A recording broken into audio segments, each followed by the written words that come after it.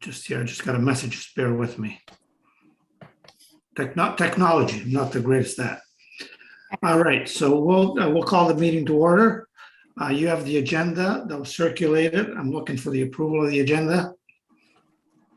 Yes. Good. All in favor? I presume so. No objections? Then we're good.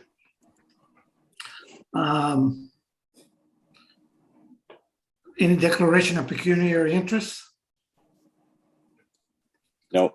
See none? We go to item 4, approval of the minutes from the previous meeting, which I think it was June 2020. Oh, sorry, yes. Can we get somebody to move? Yes. Deputy Mayor and Lloyd seconded. Any objections? We'll do it this way, it'll be faster. I see none. So then, any business arising from those minutes? See none? Man, we're just sailing through this. Monthly report from the OPP. Jeff, or whoever's doing it, if I could ask, because I mean, there's 97 pages. So I try to go through some of them or the majority of them. So as we go through the process, hopefully your pages line up with our pages. And maybe we could refer to that, because trying to do it on the screen, it's a bit challenging. At least for me, it is. Me as well, Mr. Chair. Yeah, certainly. Actually, that was going to be my first question of what the board's wishes were for the amount of content that we have in front of us here. So if you're okay, I'll go ahead with that report, Mr. Chair. Yep, sure. Carry on. First is just information for the board. So this template itself, this Police Service Board reporting tool, it's been around for quite a few years, a little bit long in the tooth. And I know myself and other detached commanders the last few years have had a few concerns about it being brought up to date. So just as a matter of interest, in preparation for the transition to detachment boards around the province, Business Management Bureau, they have a working group that are looking at and are devising a better template and tool. So I've been asked, I'm sitting on that working group, probably because I've been a little bit vocal over the years and had my concerns as far as updates. So a month or two ago, I did send out that email to all of our chairs, looking for any type of feedback. I think consistently the only piece of feedback was that when we do move to that one detachment board, with the exception of Port Hope, and obviously we hear it loud and clear that everyone wants to keep their identity and have the report tool set up so there is a breakdown showing each municipality, which I completely support. But that's all I received. So I'm really open. Any board members, doesn't have to come from a chair. As our working group hopefully picks up over the winter, please email me any suggestions, and I mean anything, formatting, exactly what you'd like to see, what you don't think. Our Northumberland report, it's really evolved over the years, and especially over the last 5 years, and that was from input and consultation from you and the boards. And that's what the province is trying to do, is just have a little more consistency across the province. I think content-wise, we do a really good job here. The issue is in different parts of the province, other regions, it would look very, very different, or not using today's report as an example, but in some areas of the province, just your quarterly is very, very thin. Where in other areas, such as Northumberland, it's quite comprehensive. So that's the reason, one of the reasons they're looking at it, but I'm happy that they are going to become something different. So over the weeks or over the winter, if there's something that pops into your head that you'd like to see for the longer haul, then please just reach out. Our report from June to October. Just as I'm going through the numbers, keep in mind that it is several months. So public complaints over that time, we had 5. Actually, we had 6, which wasn't picked up in this extraction.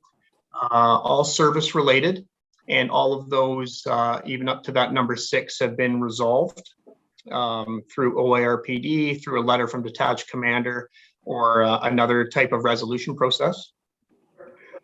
Secondary employment remains at 2 for our police officers within Northumberland. Daily activity reporting hours for all those months, 1,309. Number of motorcycle patrol hours, 1.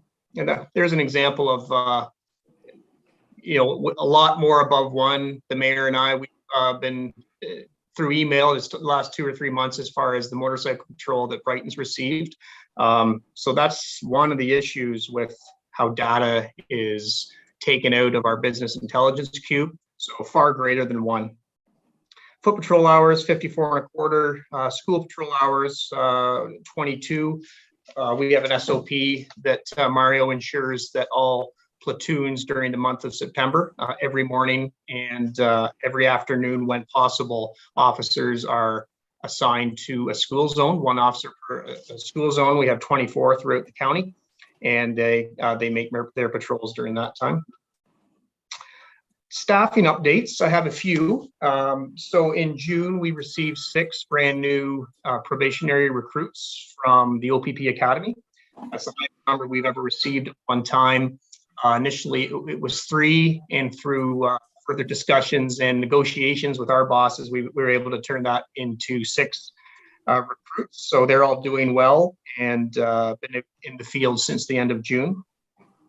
We also received 1 experienced officer, Jeff Tyler. Jeff came over to OPP from Durham Region, and Jeff is stationed out of Brighton site. We had 1 promotion in that time. Constable Ashley Gillard was successful in a province-wide promotion for the position of sergeant in Northumberland.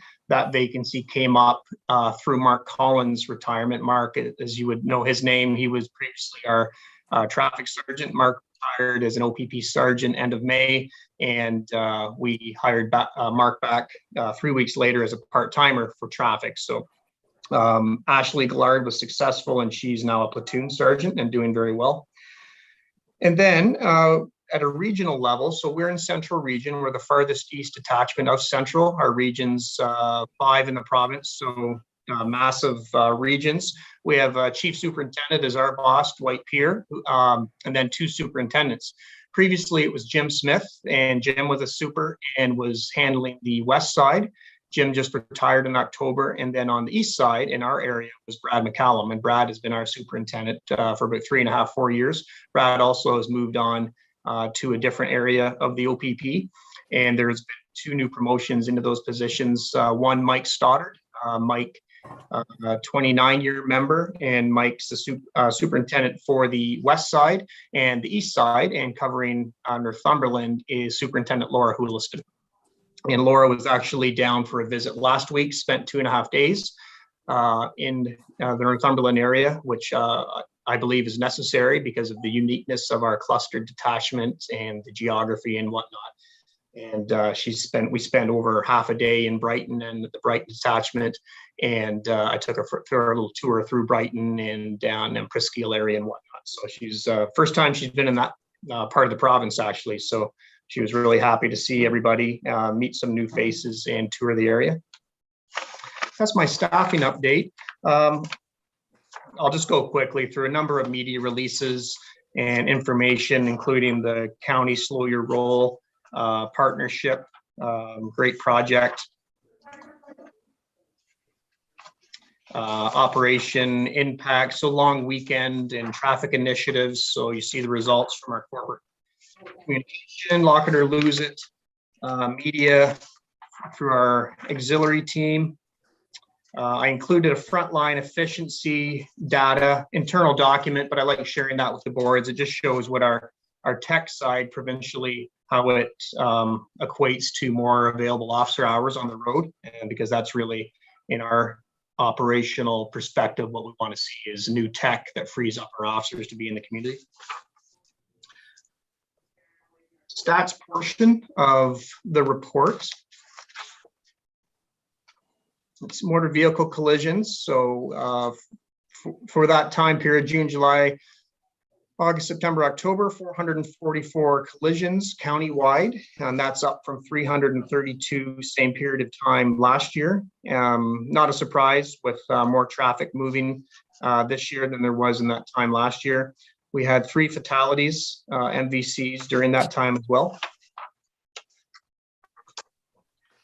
We have our several of the templates, just shows you the cross section of all the municipalities through the county, so you can see what's happening MVC wise in other counties, and shows your year-to-date total, running total for Brighton. Yeah, Jeff, what page are you at? Well, I'm going by my my pages aren't numbered on my side. Okay. Okay, carry on. What does it say? What does it say at the top of your page right now? I'm just where it says MVCs, Northumberland County. So that's that's where I'm at, Lou, right now. Okay, okay, I just want to make sure. Yeah, I think it's page 17. Yeah, thank you. there should be about 5 of those same looking templates covering them consecutively. And then after those pages, it moves on to violent crime reports, statistics page. So those are in the tables that we're used to. So violent crime for that time period, 20 down a little bit from 22 from the year before, 3 sexual assaults, 13 assaults, and 4 other crimes against person. Property crime, it is up from the same time last year. Most of that is due to a spike in theft under 5,000. So we had 6 break and enters, 2 theft overs 5,000, which is down quite a bit from 10. And then the theft under 5,000, that's due to some break-ins. 1 possession of stolen property, 16 frauds, 18 mischiefs, so totaling 75. Drug crime, 1 possession charge. What that isn't taken into consideration are 2 CDSA or drug warrants that were executed within the municipality of Brighton, and that's done by street crime, our community street crime, Northumberland, shared with Peterborough, and then with assisting units, ERT members, K9, and various groups that have to be involved for officer safety. So a number of charges involved every time in those takedowns, but for just the way the information is extracted, it's not included in the PSP reports. And then the next page is, should say clearance rate at the top. So it just speaks to violent crime and property crime clearance rates. Nothing different there. Violent crime is generally quite high, and property crime is generally very, very low because they're so difficult to investigate and find who's responsible for those. My next section is the matters of interest. So it's quite a thick section. It's all the stories across the county, including Brighton. So for June, you also see 209 calls for service in Brighton. I won't read these stories to you, of course. In July, 264 calls for service. August, 217 calls for service.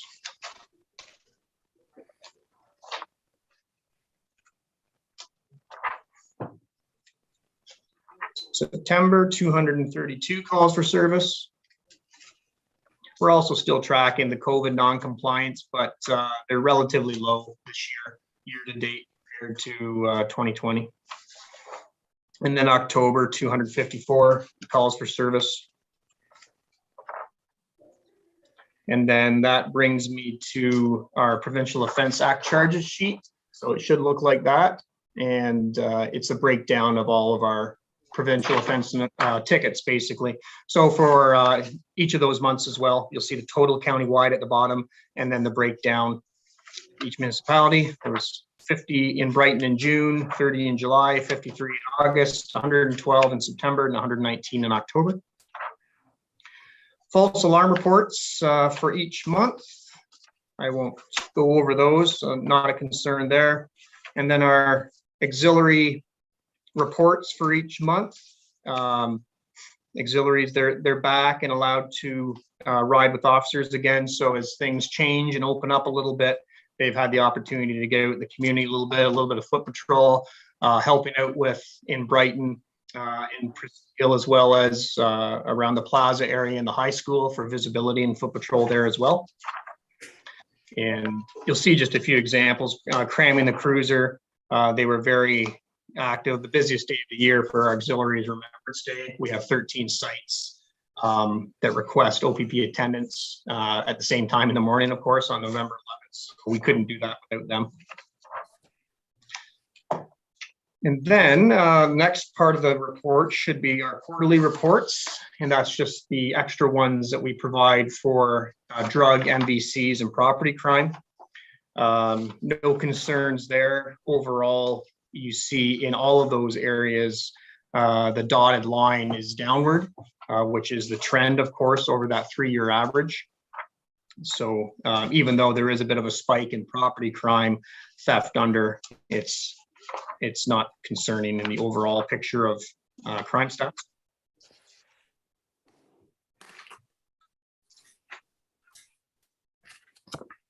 And just bear with me there. I want to make sure I don't miss a page.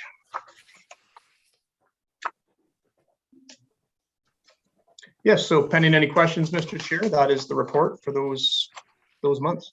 Great, thank you. Anybody have any question for Jeff?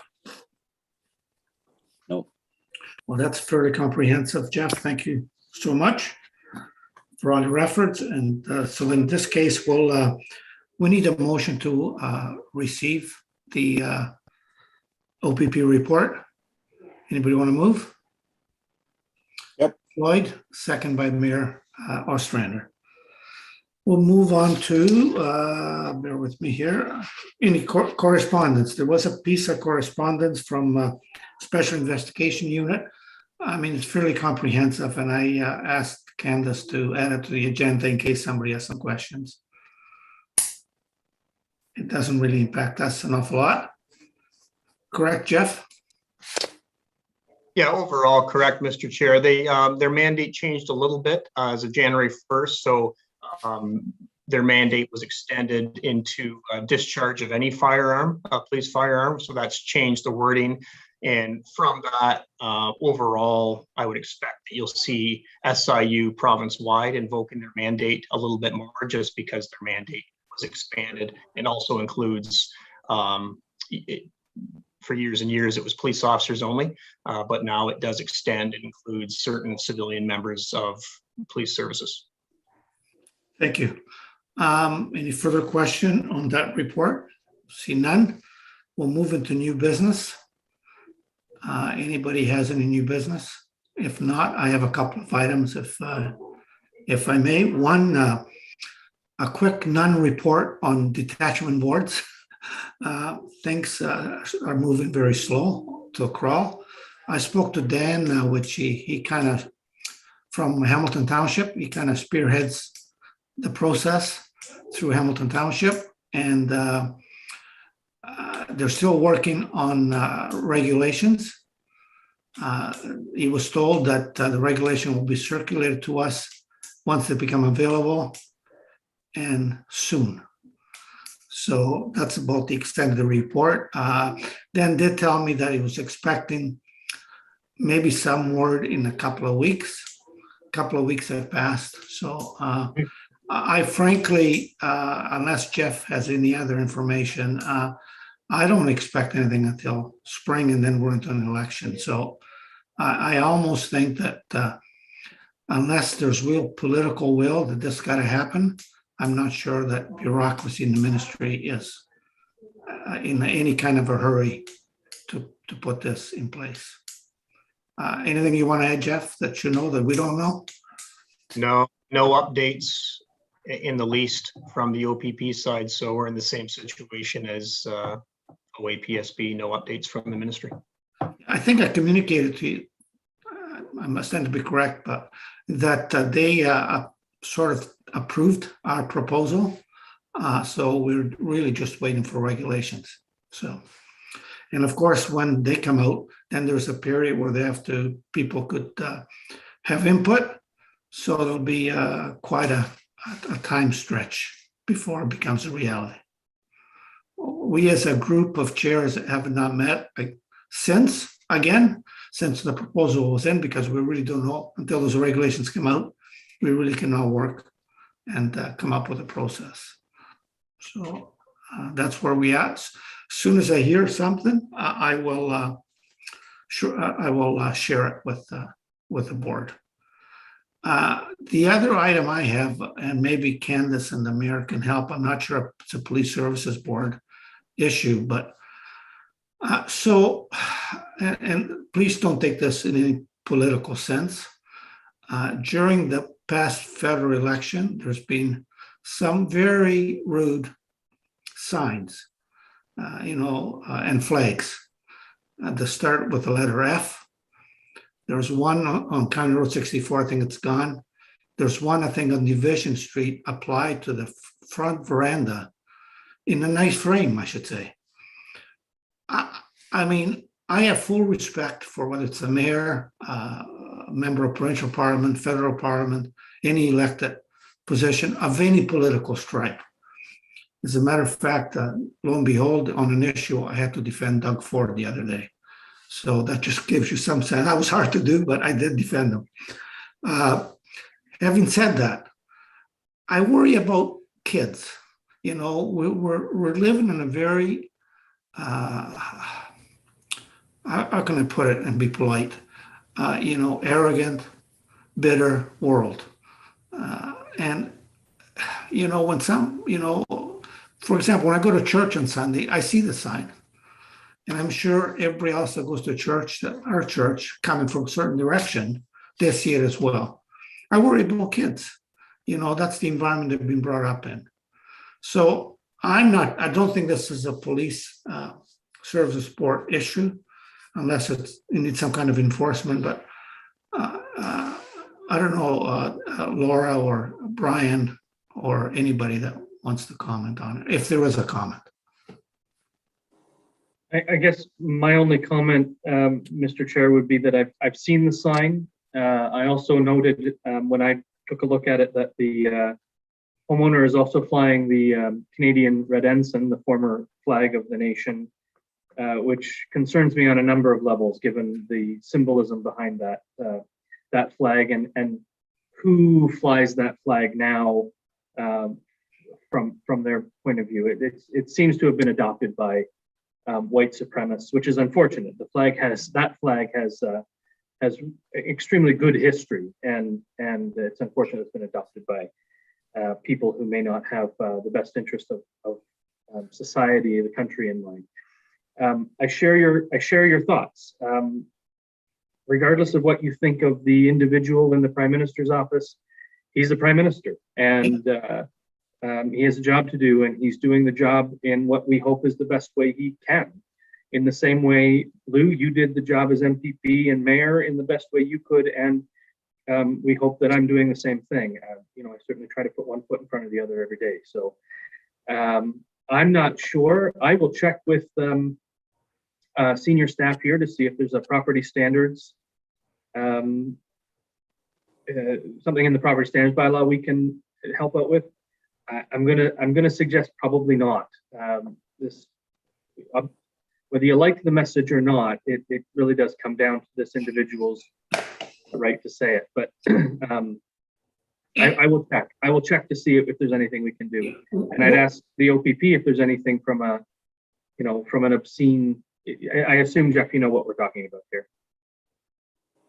No, I'm not actually. I was wondering if that Okay. address could be passed along to me, and So it's the Mario, home. Mario's it's sitting the- in Brighton right now, so we could check that out this morning. Okay, it's the home. It's the home on Division Street, right at the corner of Richardson, and you've seen the flags. It's got a flag that has the last name of the Prime Minister on it, but in front of that is the F word.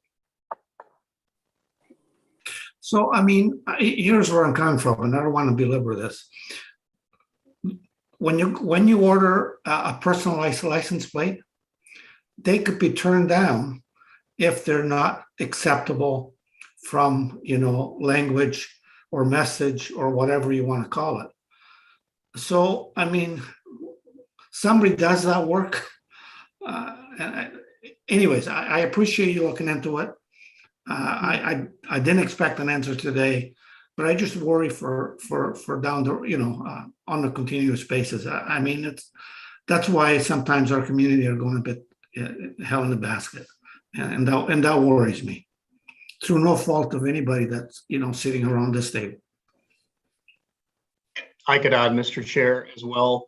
So there is some criminal code sections that deal with public display of offensive language, offensive images, if it's on display to the public. I hear you loud and clear and share the same opinions, I think. So we will have a look at that today and consult with our Crown's office as well. And I can tell you 15 years ago, in a different spot where I was, something similar and criminal charges were laid, despite our urging with the resident to take it down. So I'm hoping that we haven't slipped too far, that that would be any different. Thanks very much. If there's something that could be done, I think it's for everybody's best benefit. Anyhow, There's been any conversation with the gentleman? No. I didn't have any conversation. I'm not sure if the municipality did. Not that I'm aware of. Yeah.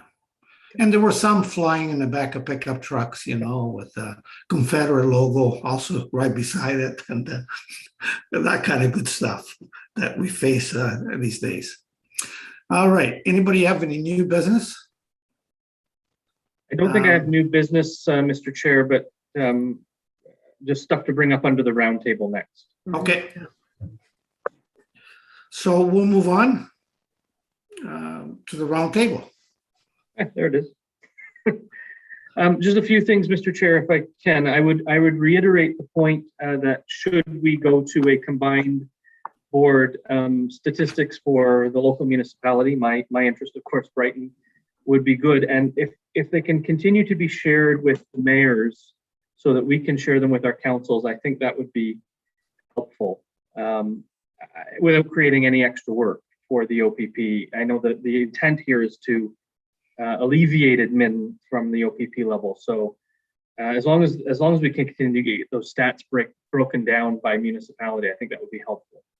That would be, I guess, my only comment on that particular item. If I could just add to that, Your Worship, is that my comment back to Jeff when he sent out the notice was basically that. And, that because mayors will still be part of the new board, and that's the conduit to each municipality. And also, as you work through the different templates, Jeff, I don't think the mayor needs 97 pages. I don't want to speak on his behalf, but I always use the word, one page or maybe two, but maybe you need more. But yeah, I think it'll be easier for the municipality to decipher it and to share it. Okay, that's my comment. Thank you. I'd certainly reiterate the 97-page note there. Yeah, that probably, the reason why those reports is because we are only meeting quarterly. So there's a lot of reports, but if we received a statistical report for each month, it would be less than that. So that's something like, it's sort of like what we could do for the Northumberland County update. So we could do an OPP update. Yep. Something similar to that. Yeah, that It would be good. great. Sorry, just to add to that, it would be great to have something like that actually came into, like the Northumberland update came into our council agenda, just so that all of council could see it as well. Not to steal your thunder, I have same concerns. It's just making sure we have that communication, and as that board changes to be, bigger but smaller, that we still are able to receive that information, and that would be a great way to have it received. Great. Mr. Chair, I could add a little bit to that as well. Sure, go ahead. One thing that I suggested early to that working group, and the chair on that, is the possibility of using our weighted calls for service as a form, because that's what you're tapping into the contract piece of that as well, which I'm sure is always a mayor and council issue as far as the dollars and cents. So I'm hoping that will somehow play a part, and then our our working transition group locally here, whenever we move on with the ministry for next steps, hopefully that, everyone could represent their boards, and we can put in a overall submission for Northumberland to this group, of what exactly you like and what you really don't need. And then, of course, we will all be working together to see, I'm sure we'll be meeting monthly as the one group. And then I'll be asking what that group wants to see, but I know we're in the waiting pattern for now. Okay, any other discussion? Yes, Mr. Chair, if I may, just for the board's information, I received an invite from Contract Policing to a webinar. Neither the deputy mayor nor I were available for that. So Mr. Rinaldi, the chair, is going to attend on our behalf. And Lou, if you have any trouble registering for that, I'm sure the clerk's office would be able to help you do Yeah, that. well, yeah, I did try to register, but I got no confirmation. So I presume I'm registered for the 30th. As long as you get a link back telling you how to get onto that webinar, that's all you need. I don't think I got that. Okay, so maybe we'll Candace take a can- look at it. Can you, Candace? I appreciate it. Can you, Mayor, can you send me the information and then I'll take a look? I will do that when I'm done here. Okay. Thanks. So Jeff and I were going to have a brief off the board meeting conversation. I don't think we need to, Jeff. Just so you know, there was an incident involving high school students at the plaza over on Elizabeth Street near Terry Fox on the other side of the road where B&H Carpet is and Square Boy, etc. And not an unusual incident. Teenagers have been picking fights with other teenagers since time in perpetuity and will continue to do so long after we're gone. But this one involved one of the local shopkeepers who went out and grabbed, anyway, just one thing led to another. So I fired off a quick message to Jeff and the school principal, just making sure that everyone was aware of everything because I didn't know where things were at. It led to a response from the principal that has me a bit concerned from a mental wellness, mental health perspective for the community in general, but for the student population in Brighton. And I'm just curious if the board would be willing to help out with or support some sort of mental health initiative in the community. Don't know what that would look like. I'm just trying to percolate thoughts here. If we could get the OPP involved, the board involved, the municipality, the school board, and maybe have some sort of mental wellness check or mental health initiative sometime in May during Mental Health Awareness Week or whatever. I'm just curious if the board would support something like that, and I would like to engage the local school board about that as well. So I'm just going to carry on down that road if I don't get any serious objection from the board. And Jeff, you and I can circle back on that later. Yeah, good idea, Brian. Okay. And the last thing is I had the pleasure of joining Mayor Harrison at the Quinte West OPP detachment opening I guess it was about a month ago, although it felt like December. It was a really cold day and nobody dressed appropriately. So it was great. Everyone was freezing. One of those typical gray October days, but a really great detachment. I didn't get a chance to go in it. I had another appointment, but Jim and I are going to set up a time where he'll tour me through. So I look forward to seeing that new detachment and getting some great ideas for Northumberland. That's all I have, Mr. Chair. Thank you. Great, thank you. Do we have anybody from the public waiting to knock the door down? I don't think so. So do we have, and we don't have any in-camera sessions either, correct? Good, okay. So just before we adjourn, I just want to wish everybody a Merry Zoom Christmas and a Happy New Year in Zoom, of course. And hopefully when we come back, we can see the real faces, I guess. It'd be kind of nice. Certainly some places are going that direction but still in the public sector, and that's the right thing to do, I should say. And just wishful thinking sometimes overrules, what's possible. So our next meeting, I guess, is what, February, if nothing happens, I think. 3 times a year, February, June, and November, I think. Yes, February meeting. Yep. All right. If there's no other business. What's the actual date of that meeting so I can make sure it's in my calendar? Last Friday. It'll be the last Friday of February. That's all I need. Thanks. Okay. Okay. 25th. 25th? February 25th. Okay. And I need a- Jeff, Sorry. I'll reach out to you.